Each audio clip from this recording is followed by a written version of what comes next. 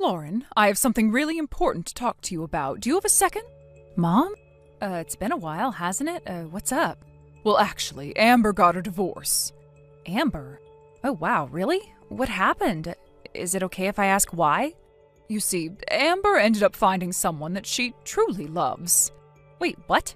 That's a little sudden, isn't it? Yes, I know it might sound surprising, but it's the truth. And it means that Geoff wasn't really Amber's fated partner after all. So what exactly happened? Did Amber find out something about Geoff? It's not quite that simple. Amber discovered that Geoff was unfaithful to her, and as a result, they ended up divorcing. Stop putting it like that. What do you mean? No matter how people talk about it, Amber really met the person she was supposed to be with and cheated on Geoff, right? She would have been willing to give Geoff a large sum of money just to stay with this new person. She truly found the one she loves. So let me get this straight. Amber's the one who's at fault, and she was asked to pay alimony, right? I told you, you need to think about how you're phrasing things. And you're being incredibly rude to Amber right now. But you're being rude to Geoff. I understand that you care about Amber a lot, but you're really sugarcoating things. No matter how you try to frame it, cheating is still cheating. Amber did something that would get her looked at badly by society. Lauren, that's enough! You've really gotten so much bolder since moving out of the house. You've become a completely different person. All right, I get it. Just say whatever you want. It doesn't really matter to me anymore. Actually, it does matter. What do you mean? Well, here's the thing. I've been thinking about what to do with Amber's daughter, May. What about May? Did Amber get custody of her? Yes, Geoff, who wasn't even biologically related to May, had no rights to her in the first place. What do you mean by that? May's biological father is Amber's ex-boyfriend. Wait, what? Hold on a second. So Geoff and Amber had a child together, right? And now you're saying Amber married Geoff thinking he was the father when in fact May's real dad is someone else? It couldn't be helped. Amber's ex was just a fling. Choosing Geoff, who had a stable job at a large company, was probably the most practical thing she could have done at the time. Ah, I see.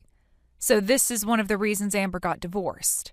But then what are you planning to do now? Are you going to ask Amber's ex to officially acknowledge May as his daughter and then deal with the whole child support thing? Is that what you're trying to do? No, I decided not to go down that path. The truth is I have no idea where Amber's ex is anymore. You should at least try looking for him. Instead of going through that much hassle, I found a much simpler solution. Wait, this doesn't sound good. I have a bad feeling about all of this. Lauren, do you remember Randy from school? Huh? What's this about? Just answer me. Do you remember Randy? What kind of guy was he? We went to the same school from middle school to high school. We were even in the same class once during high school, but I haven't had any contact with him since then. Well, if you remember him, this will be easy. So what's the plan? Here's the thing. Randy's been in love with you all these years. Wait, what? You haven't been back home since you started working, right? Apparently Randy noticed this and he even came all the way to your house just to make sure you were okay. Hold on, are we still talking about the same thing? I'm getting a bit confused here. Not at all. This is exactly what I needed to say. Could you make it short? I'm kind of in a hurry. Okay, here it is. You should marry Randy and become May's new mother. What? This is coming out of nowhere. I can't even keep up with this. I've never even dated Randy. I don't have any romantic feelings for him. In fact, I haven't even seen him since we graduated. And May's mother is Amber. Why on earth should I suddenly become May's mother? You see, Amber is about to marry the person she really loves. If May stays in the new household, it might be awkward for everyone. It's just better if you step in. What? Did Amber say that? Yes, she did. In fact, she's already living with her new boyfriend now. They're taking care of May for the time being. So this weekend, Randy, May, and I are planning to come over to your place. Hold on a second. This is all happening way too fast. What is? What's Randy saying about this? I mean, given everything that's happened, I would think he wouldn't want to suddenly become the father to a child who isn't even his. Oh, Randy said that as long as May is related to you by blood, he has no problem with it. Wait, that's unbelievable, isn't it? But now you don't have to worry. Just live with Randy and May as a family. All three of you will get along just fine. No, I can't do that. What do you mean? Don't push Randy and May onto me just because it works for your plans. Lauren, don't you care about your niece? What? I only met May when she was 1 year old. I don't even know what she's like now. I can't just decide if I like her or not. And now you want me to marry Randy and become May's mother and accept them as a family? This is all way too much. Stop being selfish. This is a chance for Amber to finally find happiness. Isn't that something to celebrate? So you're saying that I have to sacrifice my happiness so that Amber can be happy? I never said that. But you found a great guy in Randy, haven't you? At the very least, you can give it a try. This weekend, I'm bringing Randy and May over. We'll fill out the marriage papers and take them to the office. Get ready to welcome your new husband and daughter into your life. But you can't be serious. How am I supposed to do this? I barely even know Randy anymore. And what about the future? Will I just be expected to raise May? I can't just jump into this, especially when I don't even know her. Look, you're making this more complicated than it needs to be.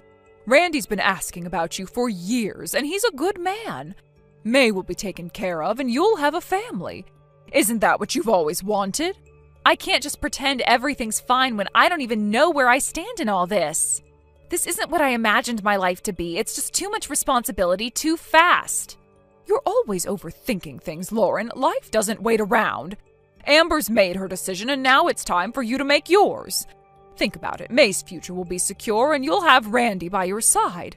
What could be better than that? I don't know. I just don't know if I'm ready for any of this.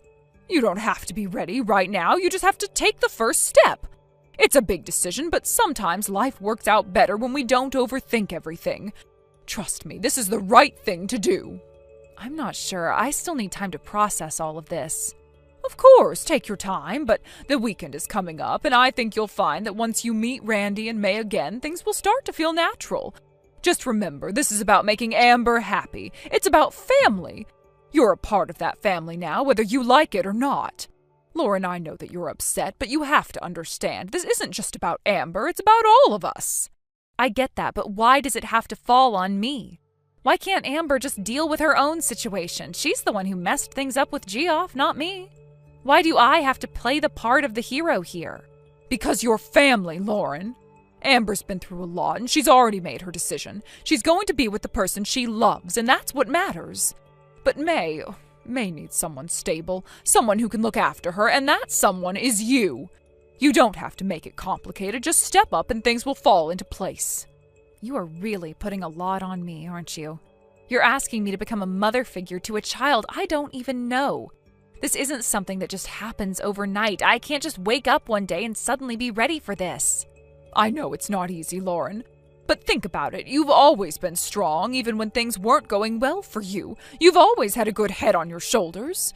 Now it's time to use that strength for someone else. May's not asking for much. She just needs someone to love her and give her a stable home. But that's not the point, Mom. I'm not saying I don't care about May. I'm just not ready for this kind of responsibility. This is a huge life change, and I am not sure I'm prepared for it. What about Randy? Oh, what's your excuse with him? He's a good man, Lauren. He's been waiting for you to open up. Do you really want to turn your back on someone who's been there for you all these years? Someone who's willing to take on this responsibility with you? I don't know, Mom. I feel like you're asking too much all at once. It's not just about Randy or May, it's about my whole life. If I marry Randy, if I take on May, my life will never be the same. I'll have to give up everything I've built for myself. Is that what you want? No, Lauren. I want you to be happy. But you know what? Sometimes happiness comes from the most unexpected places. Look at Amber. She thought she was happy with Geoff, but she wasn't. Now she's found someone who makes her truly happy. Maybe you need to give this a chance. Maybe this is your chance for real happiness, too. You're asking me to give up my freedom, my independence. I worked so hard to get to where I am. I don't know if I'm ready to sacrifice all that for someone else's happiness. But it's not just about sacrificing, Lauren.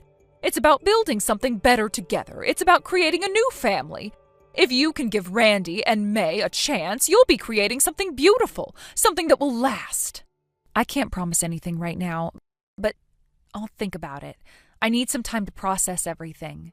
I'm just not sure if I'm the right person for this, you know? I understand, Lauren. Take all the time you need.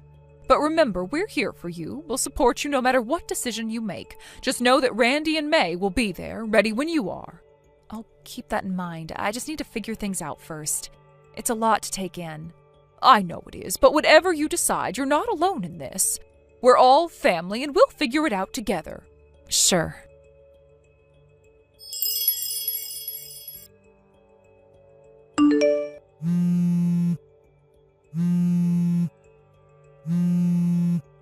Lauren, you're there, right? I brought Randy and May with me. Open the door quickly. You actually came? Of course. Randy is the person who's going to be your husband, and May is your daughter starting today. Hurry up and open the door. I'm not there anymore. What? I have someone I'm seeing now. What? I was planning to introduce him to my parents during the new year. They always prioritize Amber, but I thought I'd at least report the marriage as a courtesy. But for you to take such drastic action, I can't predict what might happen with my important boyfriend. I'm never going back there again. I just consulted with him, and we've already submitted the marriage registration. Lauren, hold on. I told you I won't let you be so selfish. Mom, if you think I don't know anything, you're making a huge mistake. What? Even though I've left home, I still keep in touch with friends. What are you talking about? Amber's alimony? You had Randy sign a promissory note for her, right? Randy told me that as a condition for letting me marry him, and you agreed to it, didn't you? How do you know that? Randy got drunk one night and spilled the details. He revealed that May's real father is Randy. What? My friends were kind enough not to let me hear this, but Amber at the time was playing a cruel prank. She was trying to get Randy to assault me. But somehow things went awry between them and May was born. It's apparently well known in certain parts of the community. Well, that doesn't matter now. Besides, Randy's family runs a business. Randy, the heir, is May's real father, and what better environment to raise her in than that? Well, isn't that a wonderful turn of events? But, Mom, the money Randy spent for May's sake, it seems like he took it from his parents' company's safe without permission. What? You didn't know that?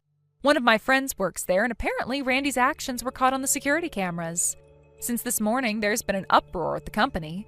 They've asked me to tell Randy to return as soon as possible. They even said you should hurry back and explain yourself before you get involved as an accomplice. You think you can intimidate me by saying that? Why don't you ask Randy yourself? Is it really true? Either way, if you don't know where I am, you have no choice but to leave. If you stay here and get treated like a suspicious person, it'll definitely turn into a police matter. Is that really okay with you?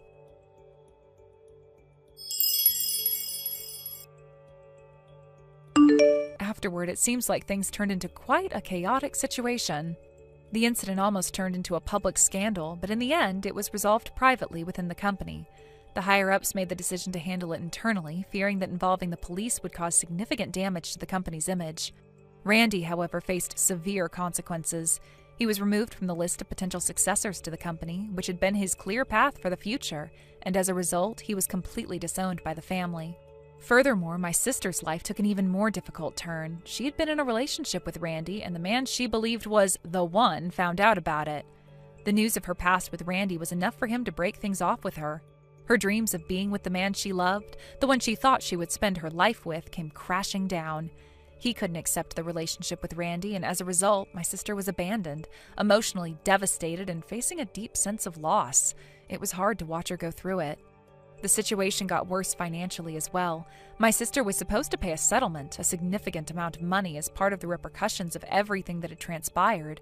But that money, along with the company funds lost because of the scandal, disappeared into the wind.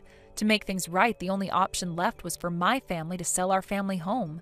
The house that had been passed down through generations was sold to pay off the debts and return the money that was misused during the scandal. My parents, my sister, and even Randy himself now live together in a rundown apartment. It's a far cry from the life they once knew, and it's hard to believe that it all unfolded so quickly. On a somewhat brighter note, May's situation improved after everything that had happened. She was taken in by my uncle and aunt, who are wonderful, grounded people. They're well-balanced and full of common sense, and they didn't hesitate to bring her into their home. I'm extremely relieved to know that May is in good hands. She's surrounded by stability and love now, and that knowledge brings me some peace. It's one thing I can feel thankful for amidst the chaos. As for me, my life took a different turn than I had imagined. I moved in with my husband's parents. At first, I wasn't sure how things would go. I didn't know what to expect, especially after everything that had happened with my own family. But surprisingly, living with my husband's family has been a positive experience. They welcomed me into their home with open arms and treated me with kindness. I couldn't have asked for better people to share my life with during such a difficult time. The warmth and understanding they've shown have been a source of comfort. Despite the challenges I've faced, I've come to appreciate their support. They've treated me like their own daughter, showing me the love and care that I haven't experienced in a long while. They had the chance to heal, to recover from the emotional wounds that have accumulated over the years, and it's been a slow but steady process. It hasn't been easy, but it has been worth it. I can honestly say that I feel incredibly lucky to be surrounded by such kind people. They've given me the space to grow and to find my footing again. And for the first time in a long while, I can say that I am happy. Thank you for watching and listening. We hope you enjoyed the video. Don't forget to like this video and subscribe. Also, feel free to leave a comment about what you thought of the story. We look forward to seeing you at the next story. Liam, do you have a moment? I have something really important to talk about. Jody? What's wrong? Well, I feel really awful about this, but I want to call off our engagement. Wait, what? Out of nowhere? The truth is, I've fallen for someone else. He's liked me for a long time, and well, I've started to develop serious feelings for him too. So, you're cheating on me? Oh, no, it's not like that. I haven't done anything with him. Actually, he had a girlfriend too, but they broke up recently. And so I've been thinking... And now you want to be with him? Yeah, I do. Apparently he had his reasons for not pursuing me before. He wanted to be with me, but since I was engaged to you, he gave up and chose to date someone else. But now he's decided to be honest with his feelings. He let go of his previous relationship, and when I heard that, I couldn't ignore what I was feeling anymore. I realized I want to be with him too. So please, Liam, can you let me go and be with the man I'm meant for? I see. Liam, I can't marry you while I'm feeling this way. It wouldn't be fair to you. And I know this is incredibly selfish, but I can't lie to myself or to you, so I'm really, really sorry. I get it. That's enough. I won't force you to stay. Our engagement wasn't fully settled anyway. We'd only just started planning when to meet each other's parents. It's not like we had a wedding date set yet. It's complicated, and yeah, it hurts. But if your heart isn't with me anymore, then there's nothing to be done. I really am sorry, Liam. Then let's just tell our parents we've decided to part ways. Once that's done, we'll leave it all behind us. Yeah, I understand. Thank you for everything. Same to you. Goodbye.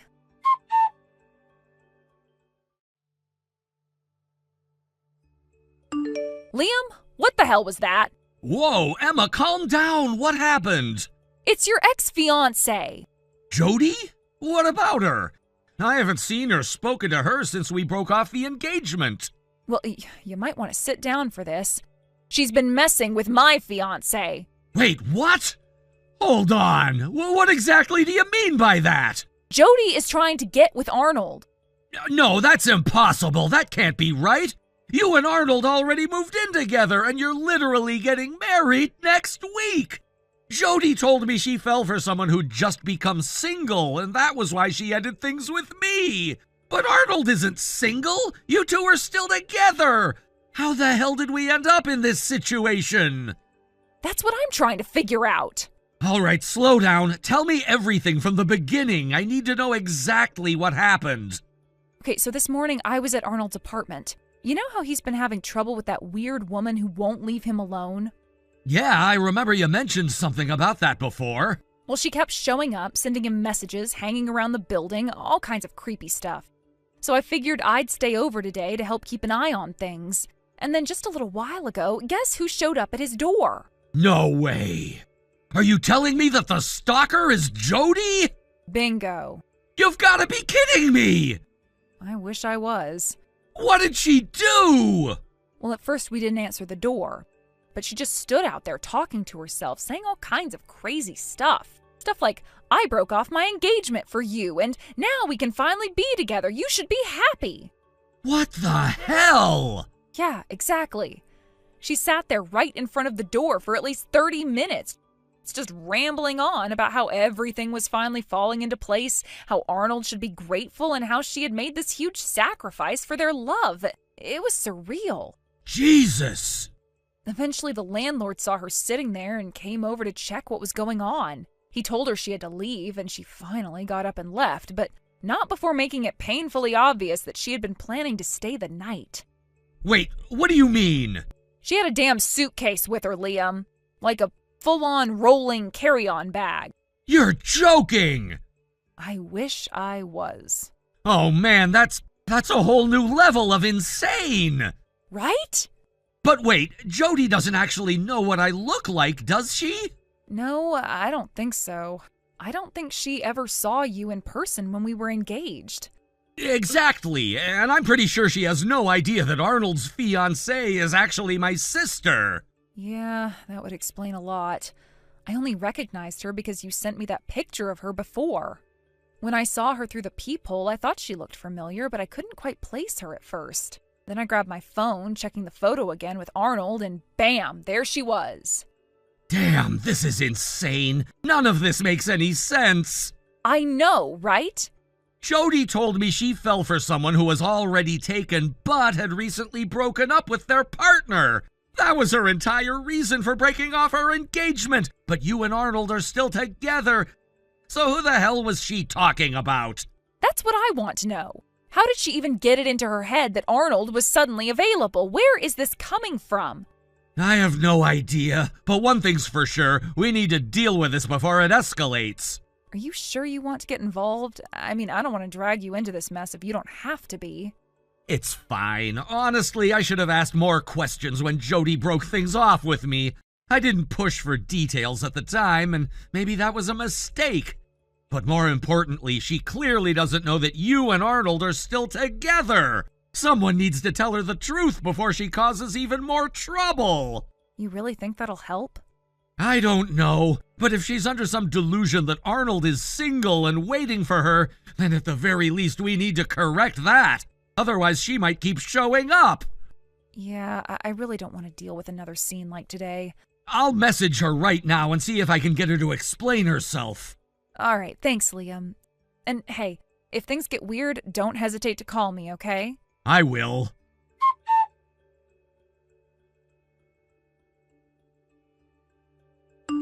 Jody, it's been such a long time.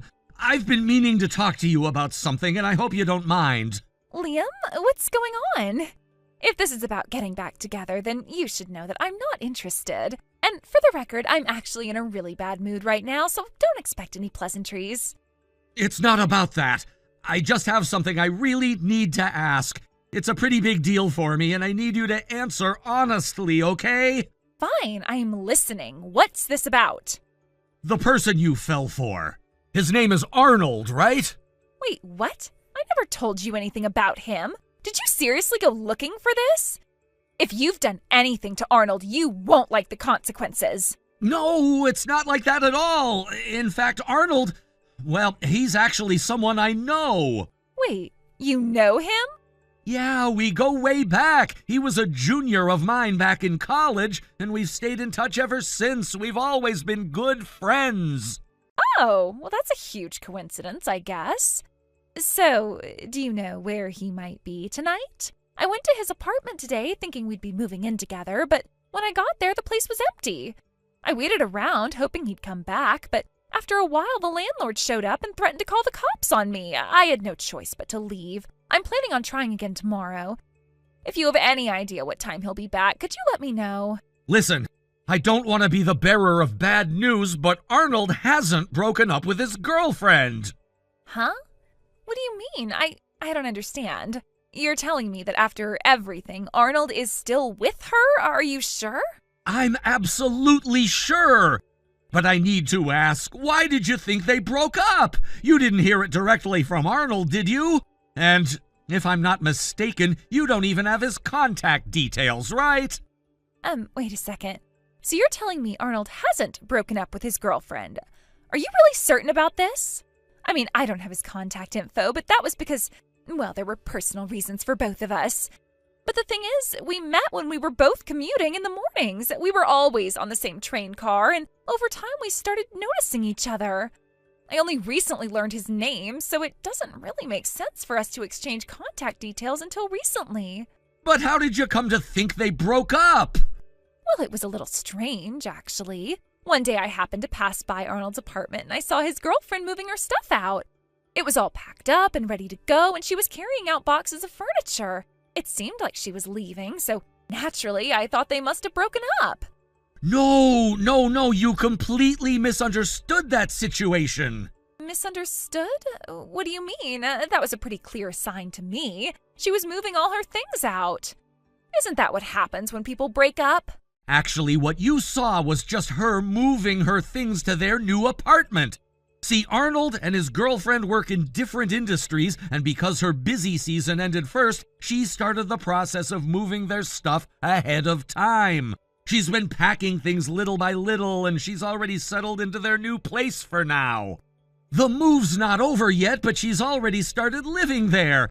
So everything you saw was part of the plan for them to start living in the new place together.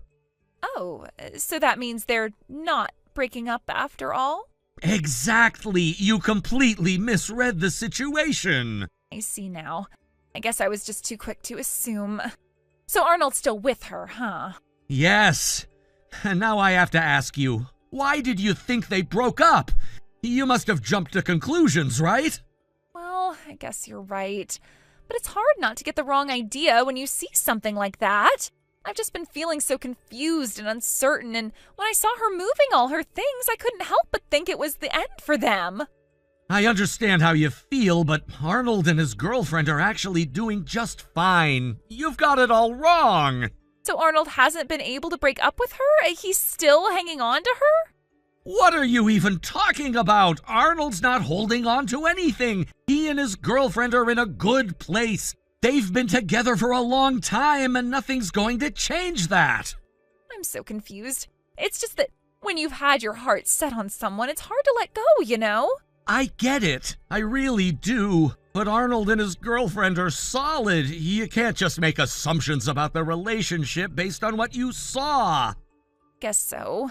But listen, Liam, I know this is probably not the right time, but I want to ask you something. Please tell Arnold the truth. I know what he really feels, even if he's not admitting it. He just needs to be honest with himself and take the courage to move forward for the sake of what we had. Please tell him for me. Wait a minute. I was going to try and figure out how to say this to you, but since you've asked so directly, I'll just say it as it is. What are you talking about? Arnold's girlfriend is my sister. What? Your sister? Are you serious right now? Yeah, it's crazy, right? The world really is small sometimes. Actually, when you went to Arnold's apartment earlier today, my sister was there with him. Wait, what? Your sister was there?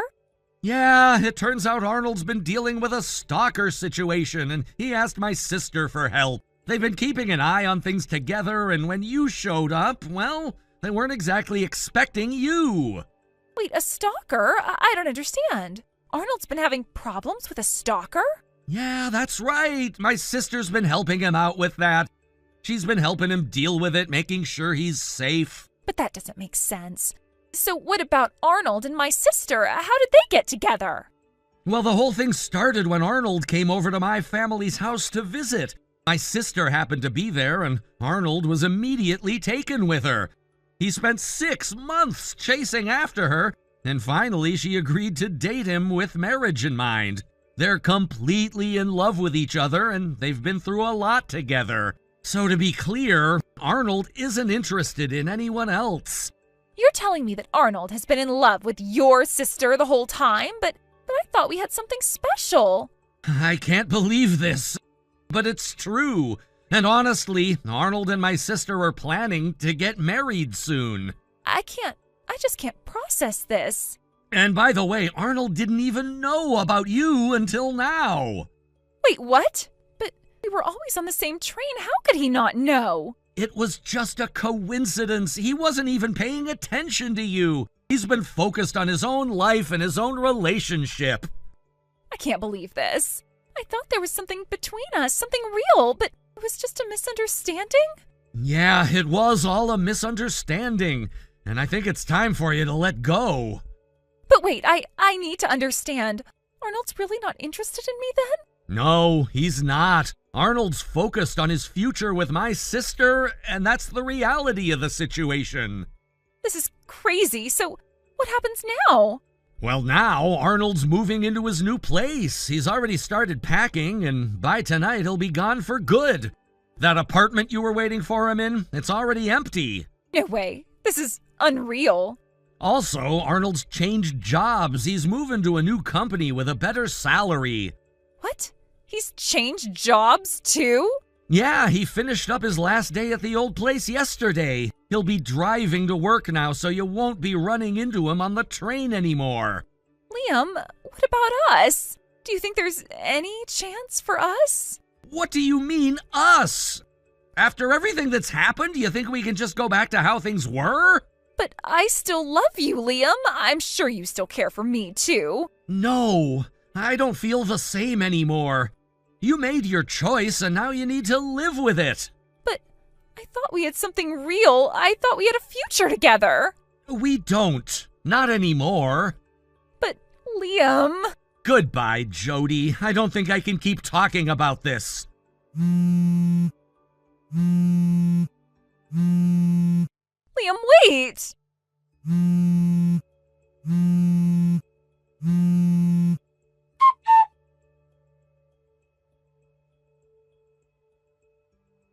As expected, I immediately informed Jody's parents about the situation. I knew it was the right thing to do. They needed to know what had happened, especially since it was such a serious matter. Of course, Jody was devastated, but we both agreed that this was a necessary step in resolving everything. I never expected them to be so understanding, but they took the news better than I had anticipated. I think, deep down, they already knew there was something wrong. Jody's parents, on the other hand, were a bit more complicated. They lived in a more rural area, and at first it seemed like they might try to avoid confronting the situation. But in the end, they decided to come to the city, which I felt was a responsible thing to do. When they arrived, they were incredibly apologetic. They genuinely seemed remorseful for what had happened. Jody's actions had caused so much pain for me, and I had no idea what to expect from her parents. But the sincerity in their apologies was something I hadn't anticipated. They didn't make any excuses for Jody's behavior, which I appreciated. They were simply sorry for what their daughter had done, and that meant a lot to me. When we started talking about Jody's past, things got even more complicated. It turned out that Jody wasn't always the perfect, well-behaved person she portrayed herself to be. She had a history of being manipulative and controlling, something I hadn't been aware of at the time. According to her parents, when she was still living in her hometown, she had a tendency to become overly possessive. As a high school student, Jody had convinced herself that she was the one and only girlfriend of a popular boy in school. She believed that she was the center of his world, and in her mind, no other girl had any business being close to him. She would go so far as to bully and push away any other girls who showed interest in him, even those who were friends or classmates. It sounds unbelievable, but it seems she was very successful in her manipulation at the time. She had a reputation for being this perfect girl, and I guess she used that persona to dominate social situations. However, one day, everything came crashing down for her. She confronted the boy she thought was her boyfriend, only to hear words that completely shattered her self-image. He told her flatly that she was not his girlfriend. In fact, he had never seen her that way. To make matters worse, he told her that he had always disliked her controlling behavior. That moment was a turning point for Jody, and she couldn't handle the humiliation. After that incident, she became an outcast in her hometown, unable to show her face around her peers. The boy she had once believed she was meant to be with had rejected her in the worst possible way, and she couldn't bear the reality of it. In the aftermath of this revelation, Jody's parents said she became very withdrawn. She was so embarrassed by what had happened that she couldn't stay in her hometown anymore. At the time of her high school graduation, she packed up and left, deciding to leave everything behind. It was clear to everyone that she was trying to escape from the reality she had created. But it wasn't that easy for her. Jody's parents, seeing that she was spiraling, tried to bring her back home. But when they did, they didn't exactly give her much of a choice. They had already arranged for her to marry a man much older than her, someone who lived in the neighborhood. This man was in his 40s, and Jody's parents quickly pressured her into marrying him. They saw it as a way to stabilize her life, to give her a chance to grow up and move on from her past mistakes. It wasn't an ideal situation for her, but at that point, it seemed like her parents believed it was the only option. Jody's new husband was someone who didn't have much to offer in terms of love or emotional support. He wasn't abusive or cruel, but he was certainly not the kind of man Jody had ever imagined herself marrying. From what I gathered, her marriage was more of a practical arrangement than a romantic one, but as Jody's parents had hoped, the structure of the marriage seemed to give her some stability. She began to settle into her new life, and eventually she was able to put her past behind her, at least on the surface. Now Jody is living under the strict supervision of her in-laws. From what I've heard, she's no longer the independent, free-spirited person she once was. The woman who used to act with such confidence and entitlement is now constrained by the watchful eyes of her husband's family. They keep a tight hold on her, making sure she doesn't stray from the path they've chosen for her. It's unclear whether or not Jody has come to terms with her new life, but it seems that her options are now limited. She's stuck in a cycle where she has to meet the expectations of everyone around her, and she has no room for personal freedom. As for her behavior toward me, I can't say that I feel any sense of closure. The apology I received from her parents was appreciated, but it didn't change the fact that I had been hurt deeply. Jody had led me on and then completely blindsided me with her actions. I had trusted her, and in return, she had betrayed that trust in the worst way possible. It's hard to let go of that kind of pain, no matter how much time passes. Her past, though, offers some perspective on why she acted the way she did. From what I understand, Jody had always struggled with issues of self-worth. She had constantly sought validation from others, particularly from men, in order to feel good about herself. When she was younger, she used manipulation and control to get what she wanted. However, as we all know, this kind of behavior eventually backfires. Jody is no exception to that rule. Her world came crashing down when her perfect image was shattered, and it took a toll on her psyche. Now, years later, she seems to be a shadow of the person she once was. I don't know if she'll ever truly find peace with herself, but for now it seems that she's living in a world where she has little control over her own life. She's been forced into a box, and it doesn't seem like she has the courage or the freedom to break out of it. For me, though, this chapter of my life is coming to a close. I've learned a lot from what happened with Jody, and it's shaped who I am today. I'll carry the lessons with me, but I'm ready to move forward. As painful as it was, the experience taught me the importance of trusting my instincts and recognizing when someone's actions don't align with their words. Jody may have apologized, but her actions will always speak louder than her words. I've learned not to make the same mistakes twice, and I've learned that people's pasts often catch up with them. No matter how much they try to hide or cover up, the truth has a way of coming to light eventually. And sometimes the truth is that people are just not who we thought they were. Thank you for watching and listening. We hope you enjoyed the video. Don't forget to like this video and subscribe. Also, feel free to leave a comment about what you thought of the story. We look forward to seeing you at the next story. Good evening, Dad. Are you still at work?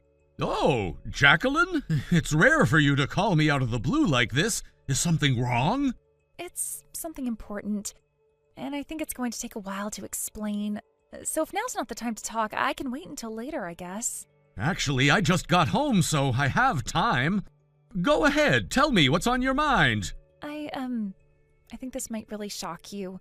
I don't know how to say this, and I don't want to upset you, but I have to tell you. Jacqueline, just tell me. Whatever it is, I'd rather hear it from you. Mom, I think she's having an affair. What? Jill is cheating? I didn't want to believe it either, but I've seen the proof with my own eyes. She's been bringing a man into our house, and they've been doing things. Hold on, just wait a second. Dad, I don't even know where to start. This whole thing makes me sick. I've been holding this in for so long, and I don't know what to do anymore. Jacqueline, take a deep breath. I need you to explain everything carefully. I know this must be hard for you, but let's go step by step. Can you do that for me? I can't wrap my head around it. Mom's always had such an easy life ever since she married you. You've given her everything. Financial stability, a comfortable home, security, peace of mind. She used to constantly stress about money, but after she married you, all of that disappeared. She doesn't even need to work, but she chose to do that part-time job just to pass the time. Because of you, I was able to go to university. I wouldn't have had that chance if you hadn't been there for us. Jacqueline! I've always been grateful for everything you've done. You're the best father I could have ever asked for. You took care of both of us. You made sure we never had to struggle. And despite all that, she still turned around and did this to you. How could she? How could she betray you like this? Let's go through this carefully. I know you're upset. I am too, but I need to understand exactly what's happening. Can I ask you a few questions? Oh, yeah, of course. First, do you know who this guy is?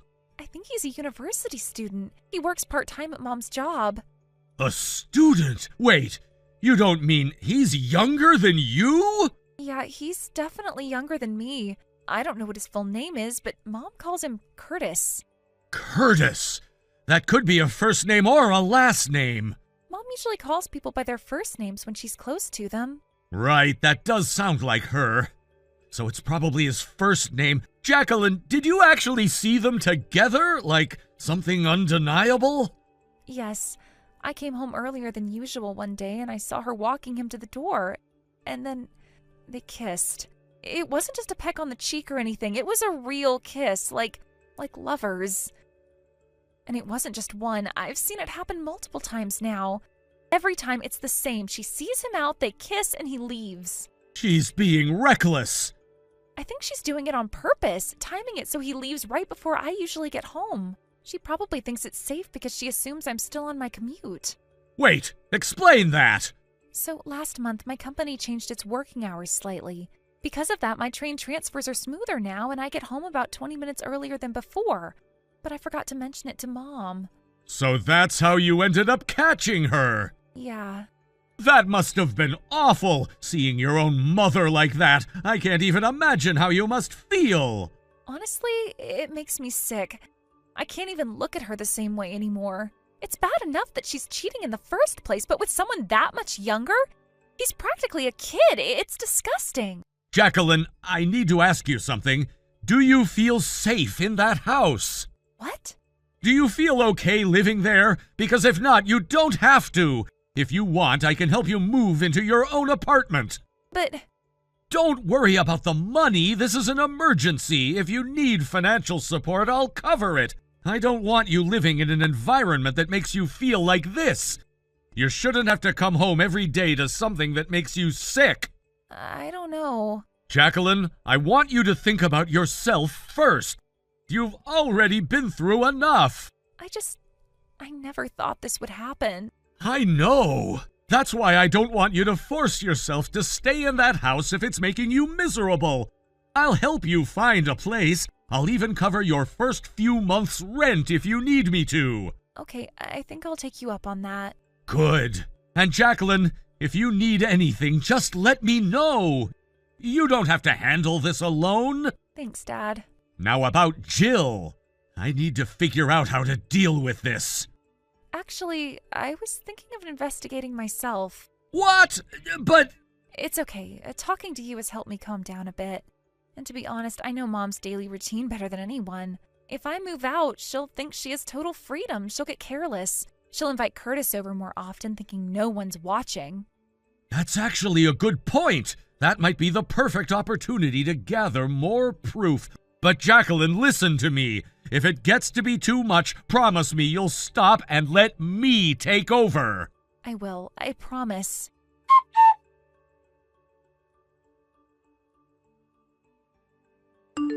Jill, can I talk to you for a second? Oh, what's up? I've been thinking. I was wondering what you're doing right now, just now, at this moment. That's a strange question to ask. I can't remember the last time you reached out just to ask about something like that. It's always been about something specific. Is something wrong? Yeah, no, I mean, I'm sorry, I didn't mean to sound strange. It's just things have been crazy lately. Work, life, everything's been spinning out of control. I've just been trying to catch my breath. I finally feel like I can manage things again, and so here I am, checking in on you, I guess. Oh, I see. Well, it sounds like you've had a lot on your plate. Work getting to you, huh? Yeah, work's been more demanding than usual, but it's not just that. It's other things too, personal stuff. It feels like everything's been piling up all at once, you know? It's like I'm juggling so many things, and I've just been trying to keep it all together. Personal stuff? What do you mean? Is it something to do with Jacqueline? Well, in a way, yeah, but also just everything. When you're living alone, you don't realize how much you have to handle by yourself until it's all on your shoulders, and sometimes it's a lot harder than I thought it would be. But I'm dealing with it, you know? Yeah, I guess. You've got a point. I've been thinking a lot about Jacqueline lately, too. It's like I didn't even realize how much she was doing on her own either. She's never really asked for help, and I just didn't notice, but I suppose we're both kind of in the same boat now. Living apart, it's not as simple as we thought it would be, is it? But Jacqueline still comes home on weekends, right? She's not completely alone. True, she comes by every now and then. She lives close enough, just the next station over, so it's not a big deal. She still picks up things from here and there, you know, little stuff like clothes or whatever. She does that pretty often. In fact, she stops by, takes something, and leaves just as quickly. I guess in the end, even though she's living on her own, we're still connected in a way. But it's funny, she never stays for long. She never really stays anywhere, does she? Yeah, that's true. But do you know why she started living on her own? Why now, all of a sudden? Well, it's probably because she started working, right? She probably thought it was time to finally be independent, to do things for herself without anyone around to help. She's at that age now, after all. It's just a natural part of growing up, I guess. Yeah, I think you're right. But there's something else to it, too. At least I think there is. It's like, you know how you can feel like you're standing on your own, like you're doing all right, but then it's like you're waiting for something, waiting for someone to come along and sweep you up again. It's like if you don't make that break, if you don't truly cut those strings, you could just get caught up in the same old cycles. And that's why Jacqueline needed this. She needed to break free. I don't know if you get what I mean. I think I do. It's like a little deeper than just moving out. She probably realized without that space she could end up being pulled back into all that drama. Being dragged around, it's like maybe she needed to see where she really stood by herself. I think that's why I feel like she's been keeping her distance lately. Not just physically, but emotionally too, you know? Wait, are you implying something here? Because it sounds like you're saying there's more to it than just moving out. Oh, don't worry. I wasn't trying to make it sound that way. I'm thinking about things, that's all. But if you think about it, you've been kind of distant too, haven't you? You've been living alone for a while, and it's obvious we haven't really had the chance to talk. Really talk like we used to. It's like we're drifting apart. Do you feel it? Wait, you're reading too much into this, a little too much. I'm just trying to keep things together, that's all. You know how it is. It's just that things pile up sometimes, and I have to deal with them. But yeah, you're right. We haven't been talking much, and I guess I miss how things used to be too. It's not like I wanted things to change, but they have. But hold on, you just said something earlier. You're telling me you're living alone, but it doesn't always feel like that, does it? There's more to it, isn't there? What do you mean? Come on, you know what I mean. There's someone else, isn't there? What? No! Jacqueline moved out. I'm living alone, I swear. If only you'd come back to me, things would be different. It would be just the two of us, like before, but I know that's not going to happen now, at least not anytime soon. And you don't seem to want it, do you? You're wrong. Don't act like you don't know. It's not like you're unaware of the situation. You've been living in your own world, pretending things are fine, but they're not, and you know it. Wait a second. What are you even saying now? What's going on here? This doesn't make sense. I don't get it. It doesn't make sense, huh? Well, I guess you're not going to get it until you see it for yourself. Look, you've been avoiding the truth this whole time. You're still playing this game like you don't know, but you should have known this whole time, Jill. What are you talking about? Take a good look at this. These photos weren't just taken out of nowhere. You didn't think it was odd that you found them lying around in our bedroom, did you? They came from a hidden camera I placed there. Did you not notice? Wait, what? A hidden camera? Are you serious? I'm serious, Jill. I've already taken down the camera. It's all gone. There's nothing left to find. But you really should have seen it coming. You didn't think you could just sweep this under the rug, did you? What? When did you put that there? How did you get in here without me knowing? I've been here, Jill. I've been right here watching. And you've been lying to me this whole time. You thought I didn't know, but I do. No, this can't be happening. Oh, but it is. You think I don't see it? You think you've been clever, but I know. I've known all along. And now you're stuck with the consequences. So, you still want to deny it? Oh, fine. I get it all right. You want me to admit it, right? So here it is. That guy, he's my boyfriend. His name is Carter Curtis. He's 20 years old, my most beloved person. Not some old stinky man like you, okay? He's young and cute, and he's my boyfriend. I see. So, you're just going to accept that, huh? Just like that? Well, if you're willing to admit it, I guess I don't have much choice. But just so we're clear, you don't really think I'm gonna just let you go that easily, do ya? Do you know what you're asking for now? Oh, don't worry about me. I'm sure I can figure it out. We'll get it sorted. After all, I've got money. Jacqueline's working, so I can count on her to help me out.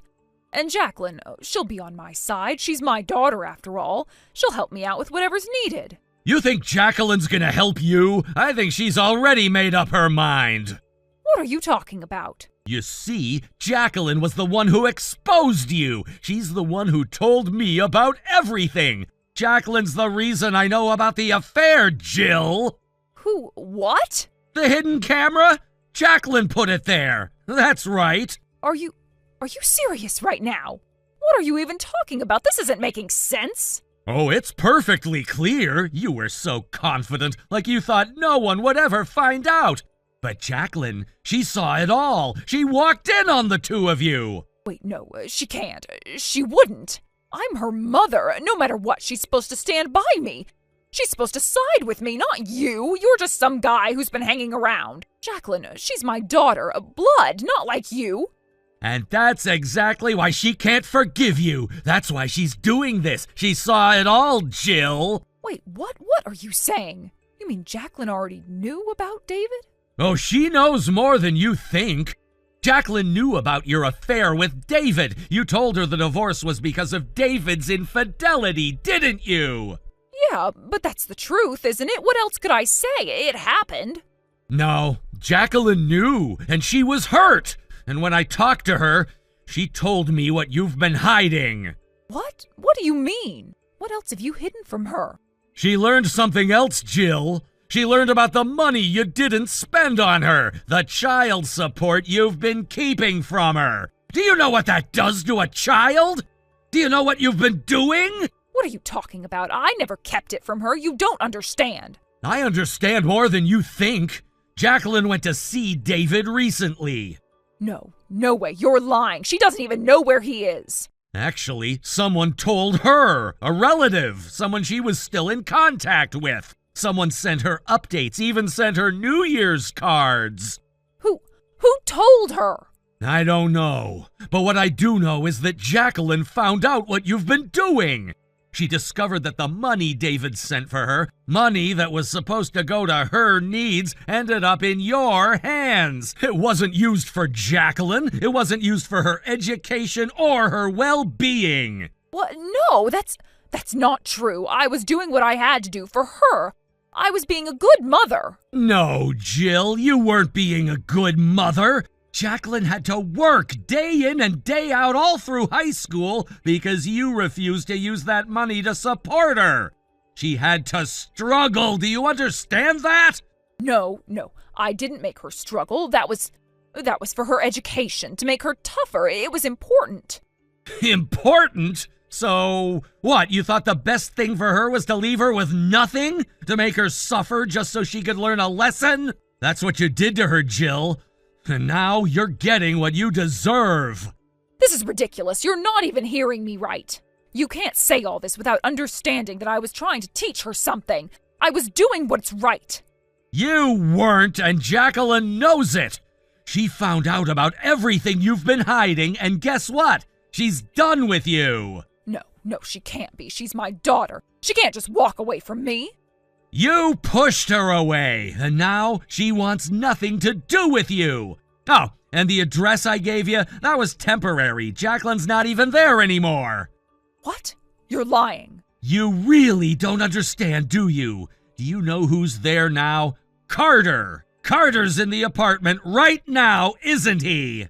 What are you talking about? You're crazy. I'm by myself. No, you're not. Carter went in there. I've already confirmed it. I've got proof. Me and my lawyer, we've seen it with our own eyes.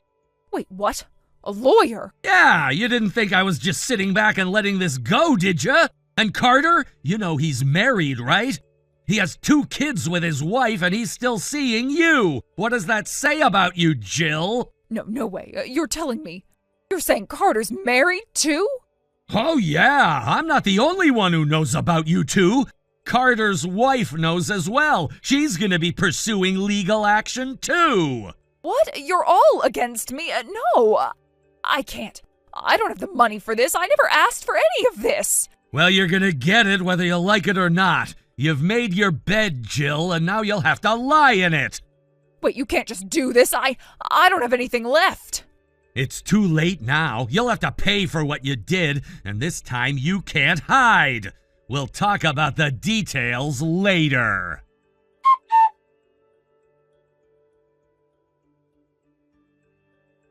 As I approached the door to my house, I heard the familiar sound of the lock clicking shut. It was as if the universe was reminding me just how determined she was to resist. The audacity of it all, this pathetic refusal to admit defeat, was truly something to behold. How much longer was she going to keep up this charade? It was clear to me that she was holding on to something she knew was slipping away, but her efforts were becoming increasingly laughable. Of course, the moment I reached for my key, the matter was resolved. I had the key, after all, and there was no obstacle that could stop me from entering my own home. As the door swung open effortlessly, I couldn't help but feel a slight sense of triumph. This was my house, not hers, and despite all her efforts to hold on to what wasn't here anymore, reality had a way of putting things back in place. Inside the house, things were quieter than usual. I knew she'd been trying to avoid any confrontation, hiding away like a child caught doing something wrong. She had no one to lean on now, no one to protect her from the consequences of her actions. For all the strength she had tried to project, it was all unraveling now. The facade was cracking, and she could no longer pretend like everything was fine. The first thing I noticed as soon as I stepped into the living room was the absence of Carter, her so-called lover. His presence in this house had always been a thorn in my side, but now that thorn was gone. As I had anticipated, he had already made his exit. He'd been quick to make the decision to divorce. It wasn't surprising, really. The moment I heard that he'd been seeing someone else while still married, I knew he'd fold under the pressure. He had been nothing more than a coward, hiding behind the illusion of a glamorous relationship, only to find himself in the crosshairs of a woman who would tear him apart without hesitation. Carter had always relied on his wife, a well-established woman with a successful career. She had been the one supporting him financially, giving him the freedom to play around and indulge in whatever whims he had. But that came with a price. The woman he was involved with, my ex-wife, had been nothing short of a storm. She was relentless, a force of nature that couldn't be ignored. She demanded complete submission, and Carter was no match for her fury. It didn't take long before he was reduced to a trembling wreck, the man who had once tried to play the part of a confident lover, now resembling a scared little puppy, cornered and unsure of what to do. As for Jill, his wife, the situation was even more complicated. Her world was crumbling, and she was starting to realize the weight of her choices. She had been completely blindsided by Carter's affair, and now, as if the universe had decided to throw in another twist for good measure, she was left without anyone to rely on. Her own daughter, unable to forgive the betrayal, had severed ties with her, and that left Jill in an even worse position than she had imagined. Her social standing, her support system, everything was falling apart piece by piece. Now, with the divorce finalized, Jill found herself alone. She had no one left to help her and no one to turn to for support. This is what happens when you betray the people who care about you. Jill, in her desperation, had nowhere to go but to me. I could see it in her eyes, the panic. It was clear that she hadn't thought through the consequences of her actions. She had assumed that she would somehow come out on top, that she'd find a way to get through this mess without any serious repercussions. But that wasn't going to happen. She was about to find out that actions had consequences, and those consequences weren't going to be pretty. As she begged, as she pleaded for me to help her, I remained unmoved. It wasn't about being cold or unforgiving. It was about understanding that there was no easy way out of this. She had taken everything she could from me, from our family, and now there was nothing left to offer. I wasn't going to be her safety net anymore, not after everything that had happened. At this point, the reality was undeniable. Her desperation was clear, but I wasn't the one who was going to save her. She had to face the consequences of her own choices, and no amount of pleading was going to change that. She had wanted to play games, to tear apart everything in her path, and now it was time for her to pay for those games. But even as she tried to push me into a corner, to manipulate me into feeling sympathy for her, I knew that there was no way I was going to give in, not anymore. There was no room for compassion when it came to someone who had hurt me this deeply. The worst part was that she didn't even seem to understand the gravity of what she had done. She thought she could fix everything with a few words, a little bit of emotional manipulation. But this time it wasn't going to work.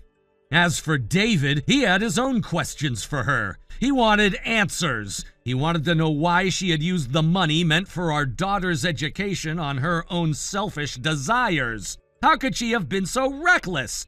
How could she have spent money that wasn't hers to spend? Money that was meant to secure our child's future? I could see the anger in David's eyes when he confronted her about it. He was just as hurt as I was, and there was no excuse for what she had done. In the face of his accusations, Jill had no choice but to confront the full weight of her actions. She couldn't hide behind her lies anymore. Her response was predictable. She tried to justify her actions as if there was any valid excuse for what she had done. But the truth was clear. She had been selfish. She had been so consumed by her own desires that she lost sight of what really mattered. Now, as a result of her own mistakes, she was forced to pay the price. Jill's world was collapsing around her. The divorce settlement was brutal. She was forced to pay a substantial amount in alimony, and to add to her troubles, the money she owed for the child support was piling up. She was barely keeping it together, working from dawn till dusk just to pay off the debts she had accumulated. The days were long and exhausting for her, and she had no one to lean on. Her former support system had evaporated, and all she had left was the harsh reality of the consequences she had brought upon herself. It's strange, really, seeing someone who once held so much power, so much control, now reduced to this. She had been the one calling the shots, the one who thought she could get away with anything, and now she was the one struggling to keep her head above water, paying off her debts with whatever she could scrape together. It's a harsh reminder that no matter how much power someone thinks they have, it can all come crashing down in an instant. As for me, I'm moving forward. I've got my daughter to think about, and she's my priority. The past is the past, and while it still stings, I know I'm better off without the constant drama and chaos that surrounded Jill. I've learned that sometimes the only way to move forward is to leave the toxic people behind and focus on what truly matters. Thank you for watching and listening. We hope you enjoyed the video. Don't forget to like this video and subscribe. Also, feel free to leave a comment about what you thought of the story. We look forward to seeing you at the next story. Hey, Harper, is this a good time? Good evening, Harper. Yeah, I'm free now. What's up? So this is kind of sudden, but do you have any plans for dinner on February 14th? February 14th? That's a Wednesday, right? I don't have anything specific planned, but I'd probably just be home around that time. What about your husband? He has work as usual, but unless he has to stay late, he should be back by then. Why? Well, it's Valentine's Day. Okay. I was thinking, how about we throw a Valentine's party? Party? Yeah, you know how lately everyone's schedules have been all over the place? We haven't been able to meet for coffee, lunch, or anything. So I figured since Valentine's Day is already a fun event, why not turn it into an excuse to get everyone together? Oh, I see what you mean. Right, and since it's Valentine's Day, I thought it would be fun to make it a family event. Husbands, kids, everyone together. We can exchange chocolates, have some good food, just enjoy the evening. And before you ask, I am totally fine with hosting at my place. That sounds really nice, actually. Yes, and here's the fun part. I was thinking, instead of just giving chocolates to our own husbands and kids, we could do a little chocolate exchange for everyone. Wait, so you're saying we'd be giving chocolates to each other's husbands, too? That's the idea, like a friendly chocolate exchange, you know, just for fun. I don't mind if it's clearly just for fun, but do you think any of the other moms would be uncomfortable with it? Oh, I checked. Everyone's cool with it. Since we'll be handing them out in front of everyone, it's obvious that they're just obligatory chocolates. No hidden meanings, nothing weird, just a fun little thing. Well, when you put it that way, it does sound harmless. I guess it could be interesting, but are you really okay with all of us invading your house? Of course. My husband already gave me the green light. Also, okay, I'll admit, there's another reason I want to do this. Oh? I recently bought a fondue set, both a chocolate fondue pot and a cheese fondue pot, and I really want an excuse to use them properly. Oh, so that's what this is really about. I mean, not only that, but yeah, it's definitely part of my motivation. I figured what better time to go all out with a chocolate fondue fountain than Valentine's Day. You really planned this well, huh? Of course, and think about it, chocolate fondue and cheese fondue. That's like two completely different kinds of indulgence in one night. Yeah, I won't argue with that. That does sound pretty amazing. Right? The only thing is, I'll probably ask everyone to bring a dish or something just to make sure we have a good variety of food. But aside from that, it'll be super chill. That's totally fair. Who else did you invite? Just our usual lunch group, so Riley and Kelsey's families too. Oh, that's perfect. That way it won't feel too overwhelming. Exactly. I wanted to keep it small so it still feels personal and comfortable, you know? And since we all already know each other, there won't be any awkwardness. Yeah, that makes sense. It's nice when you don't have to do the whole Getting to know each other's small talk. Exactly. So, what do you think? Hang on, my husband just got home. Let me check with him. Sure, I'll wait. Okay, I asked him. He says he'll be off work at his usual time, so it works. Also, when I told him he'd be getting extra Valentine's chocolates, he got way too excited. That sounds about right. The way to a man's heart is through chocolate. I swear he was already thinking about what kinds of chocolates he might get. That's the spirit. So I guess we're in. Yay! I'll sort out the details and send a message later. Sounds good. Thanks for organizing this. Looking forward to it.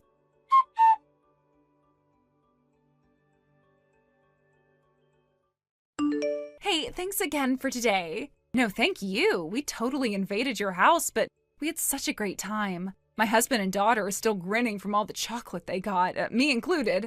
We were just talking about how much fun it was on the way home. Especially your husband, right? I bet he was the happiest one of all. Oh, totally. He was trying to play it cool, but I could tell he was thrilled. Back when he was single, he used to get a fair amount of chocolates every year, even if a lot of them were just obligation chocolates. But after we got married, people stopped giving him any. Makes sense. Probably out of respect for you. Yeah, exactly. It's not like he complained or anything, but, you know, I think part of him did miss that little tradition. So when he walked out of your house today with a handful of chocolates, he looked way too pleased with himself. That's so cute. I mean, I get it. It's nice to be appreciated even in a small way. Yeah, he was even teasing me, like, looks like I've still got it, huh? Oh wow, full confidence mode. Right? I just rolled my eyes at him, but honestly, it was kind of funny seeing him that happy. Well, can't blame him. Your husband is tall, good looking. I totally got the "this guy was probably popular" vibe when I first met him. Oh, stop. But thanks. I'm just saying, if we did a "who got the most chocolates" count, I feel like he might have won. I wouldn't be surprised. I'll let him have his moment. He deserves it. Anyway, I'm really glad you guys could come. It wouldn't have been the same without you. Aw, thanks. And yeah, same here. The chocolate fondue was a huge hit, by the way. None of us have ever done it before, so it was a fun first-time experience for the whole family. Right? There's something so satisfying about dipping fruit and marshmallows into a huge pot of melted chocolate. I don't know why we don't do it more often. Seriously, my daughter was so into it. She was already asking me if we could get our own fondue set on the way home. Looks like I've started something. You really have. Anyway, thanks again for hosting. Of course, let's do it again sometime. Definitely. All right, see you at the preschool drop-off. Yep, sleep well. You too. Good night.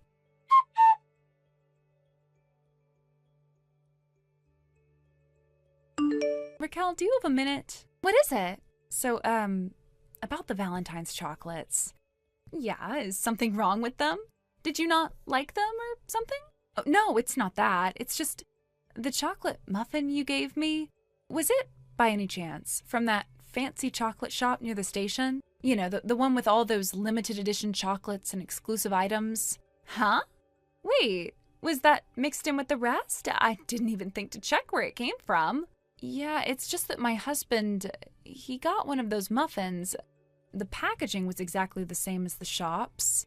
Oh, maybe I messed up and mixed things up? I was actually planning to give that particular muffin to my husband, but maybe I put it in the wrong bag by mistake. I didn't realize it ended up with you. Is that so? Oh, but don't feel bad about it. Don't feel bad. No need to return it or anything like that. I gave it to you as a gift, so please tell him to enjoy it on my behalf. I'd be happy if he liked it. Yeah, okay, but there's something else. See, there was also a message card that came with it. It said, "I love you. If you feel the same way, send me a message." Now, what's that supposed to mean? Wait, what? So you're saying you did know about it? How do you even know about the message card? Well, I didn't want to bring it up and seem rude since you were the one who gave it to me, but my husband, he likes chocolate, but he's not really a fan of muffins. So I figured my daughter and I would just eat it instead, but when we opened it, there was that card. I'm pretty sure you didn't mean to send a message like that to us, right? Oh, wait. Maybe it was meant for my husband. I'm starting to think I mixed it up. The wrong muffin went to the wrong person. I was probably so rushed that I made a mistake. So it's an honest mistake then? Yeah, I think so. But see, there's a problem. If that muffin was meant for your husband, then what's the deal with the I love you message in the part where you ask him to reply. That's not exactly something you would send to someone who's already married, is it? Well, I'm not trying to be rude, but if you're already married, you wouldn't need to say something like that to anyone. You've crossed that line a long time ago, haven't you? so wait, you're accusing me of something? Are you saying that I'm cheating on my husband with yours or something? No, of course not. I'm not accusing you of that at all. Oh, thank goodness. You really scared me for a second. You were trying to seduce him, weren't you? Huh? What? Why would you say something like that? I didn't seduce anyone. Sure, your husband's good looking, but that doesn't mean I'm trying to pull something behind anyone's back. Please don't make this into something it isn't. Riley's dad and Kelsey's dad. Wait, what? I know this is hard to believe, but we've confirmed this already. Wait, what do you mean confirmed it? Well, while I was sitting there thinking about what was going on with this whole chocolate muffin thing, I got a call from Kelsey's mom. She was wondering about the same message, so I talked to Riley's mom, and guess what? Turns out all 3 of the dads who came to your little Valentine's party yesterday got the exact same message with their chocolates. No way. Yeah, I know it's hard to believe, but that's why I'm asking. Do you have an explanation for this? You invited us to your house and you called it a Valentine's party. But really, it was an excuse to give your love chocolates to other people's husbands. Do you think that's okay? You're seriously going there? You're making me sound like some kind of villain. Just because I gave some chocolates doesn't mean anything is going on. I'm not saying you're a villain, but look, depending on your explanation, things are not going to end well for you. Are you seriously saying everyone is ganging up on me? All I did was give chocolates. If you have a legitimate reason, then fine, explain it. But this isn't something a married woman with children should be doing. You know that, right? Love is freedom. I believe in following your heart and doing what feels right. That kind of excuse works if you're single. You can't say things like that when you're married. If you were just some random single person, I might understand, but not now. I'm being honest with you. My husband saw that message card and he was disgusted. He's completely turned off by it. Wait, what? Are you saying that he didn't like my confession? Are you for real? Of course not. If he had any sense, he would be creeped out by a married woman giving him love notes. But just a little bit isn't bad, right? Are you serious? Do you even know what the other parents are calling your husbands at the kindergarten? They call them the handsome dad trio. What? Yeah, it's ridiculous, but true. They're all good-looking guys, and honestly, you got lucky landing one of them. So now, after everything, you think it's okay to ask for a turn with them? You really think that's fair? No, this isn't about fairness. It's about wanting a little taste, just one time. You've completely lost it. You can't be serious. You don't get to borrow someone's husband for a day just because they're attractive. That's not how it works. What's the problem? Is it really that hard to share a little bit of happiness? Excuse me? That's not how relationships work. You can't just take whatever you want because you're feeling entitled. Well, you know what? Your husband is a nice guy. He's a good father. He's everything a woman could want. Oh, really? Well, if you think so highly of him, why don't you just take him? I'm sure you'll be much happier with him than I am. What? Yeah, go ahead and take him. I mean, he's not getting any younger, and my mother-in-law is the worst, so feel free to trade. No way, I'm not swapping my husband with yours. You're just being stubborn. You can't take a little joke. No, this isn't funny. You're out of line. You need to stop with this nonsense before it gets worse. And by the way, did you even realize that Riley's dad is inside your house right now? Wait, what? Yeah, I'm serious. He's inside. Looks like he took you up on your invitation. No, that's not possible. I guess he's a little too excited about your message. He came right over to your place. You probably told him to come over, but now it seems like you've changed your mind, huh? Wait, what? Let me explain it clearly. He got the message from you, he opened the chocolate last night, he saw the card, and instead of being confused or uncomfortable, he decided to send you a message. He must have gotten so excited about it that he forgot to throw the message card away. And guess who found it? Riley's mom. She found the card and she was kind enough to give me and Kelsey's mom a heads up. This can't be happening. Did you really think you could get away with this? Of course I did. Why wouldn't I? What kind of man would turn me down? I'm me. I've been the center of attention before, and I can make anything happen if I want it. Oh, really? You really want to go there? You're in your 30s now. Holding on to past glory is embarrassing. You don't understand. And Riley's dad, he's already pulling away. He looks so disgusted you wouldn't believe it. What? Oh, and Kelsey's dad, he's not much better. But honestly, he's just as messed up as the rest of them. He was the only one who didn't immediately shut you down. But I guess that's just how some guys are. Wait, so where is my husband? He's here too. What? We got in touch with him. He left work early to come here. No way. Oh yes, don't worry, he'll be here soon enough. And when he does, you're going to have a lot of explaining to do. No, this is a lie. You're all lying! Do you really think this is just going to go away? This ends now, one way or another. Are you ready for that? Let's have a little chat, shall we?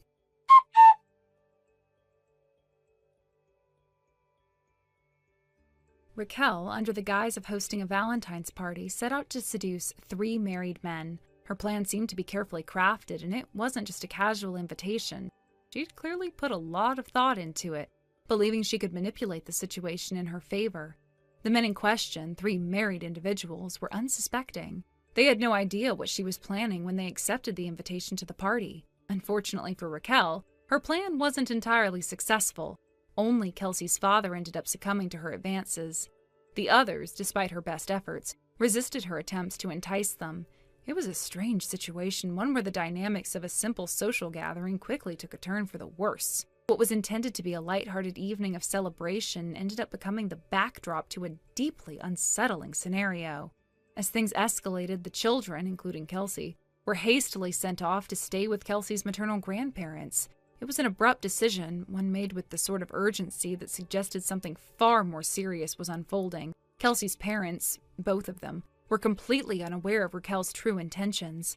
Their trust in her was shattered in an instant when they arrived at Raquel's house. The scene that awaited them upon their arrival was far worse than they could have imagined. As they stormed into the house, what they found was nothing short of disturbing. 2 half-naked figures were scrambling in a panic on the bed, caught completely off guard by their intrusion. The entire situation was a chaotic mess, one that made it clear that things had gone far beyond a simple party. The shock and anger that must have surged through Kelsey's father in that moment were palpable. Without wasting any time, the couple confronted Raquel and Kelsey's father, and the consequences quickly became clear. Raquel's actions had led to irreparable damage to both her marriage and her family. It didn't take long for the truth to sink in, and the fallout was inevitable. To put it bluntly, Raquel's marriage ended in divorce. It wasn't just an emotional or personal decision, but a legal one. The marriage had been broken beyond repair, and Raquel, despite her attempts to justify her actions, was unable to salvage anything from the wreckage. The custody of their child was awarded to Kelsey's father, a decision that seemed to be a direct consequence of Raquel's behavior. She had proven herself to be untrustworthy, and her actions made it clear that she could not provide the stable and secure environment Kelsey needed. Meanwhile, Kelsey's mother and father chose to separate, at least temporarily. They needed time to process everything, and the strain caused by this betrayal made it difficult for them to remain together. The emotional damage was too deep for them to continue their relationship as if nothing had happened. This wasn't something that could be swept under the rug or forgiven easily. Their separation was, in many ways, the only viable option at that moment. As for the details of the divorce settlement, such as alimony, child support, or any financial compensation, those were things that remained private. It wasn't something that could be easily discussed, given the sensitive nature of the situation. However, what we did learn about Raquel after the divorce was sobering. She had been a stay-at-home wife for years, relying on her husband to support the family financially. Her life, it seemed, had been built on this arrangement, and now, with everything crumbling around her, she had little to fall back on. Raquel's search for employment after the divorce was not easy. Finding a job when you've spent years out of the workforce is never simple, and Raquel found herself struggling to secure any meaningful work. She didn't have the experience or qualifications to land a position that could support her. The job market was far less forgiving than she had anticipated. It wasn't that she wasn't trying, she just couldn't catch a break. With no career prospects and little financial stability, Raquel soon found herself unable to keep up with the cost of living. Her parents, who had always been there for her in some capacity, became increasingly frustrated with her. They had always supported her decisions until this betrayal. They had a hard time understanding how she could go down such a reckless path, and with that, the relationship between Raquel and her parents began to strain. It didn't take long for her to move into a small, rundown apartment. This wasn't a place where anyone would want to live. The conditions were poor and the apartment was nothing like the home she had once shared with her husband. It was a far cry from the life of luxury she had enjoyed during her marriage. Instead, Raquel now found herself living paycheck to paycheck, struggling to make ends meet. In an attempt to pay off her mounting debts, Raquel took on multiple jobs. She worked long hours doing whatever she could keep herself afloat. But the money she earned was barely enough to cover her rent and the most basic of expenses. The reality of her situation was grim, and the comfort of her former life seemed like a distant memory. Despite the challenges she faced, Raquel was determined to rebuild her life. However, her efforts were often futile.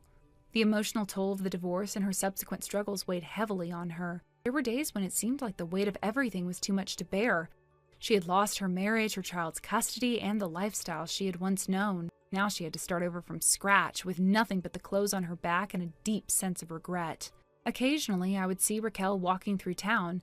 She was no longer the confident, glamorous woman she once was. The weight of her situation was evident in her expression, posture, and the way she carried herself. It was clear she was doing everything she could to avoid being seen. She would often duck into stores or cross the street if she spotted someone she knew. The shame was too much for her to face. Thank you for watching and listening. We hope you enjoyed the video. Don't forget to like this video and subscribe. Also, feel free to leave a comment about what you thought of the story.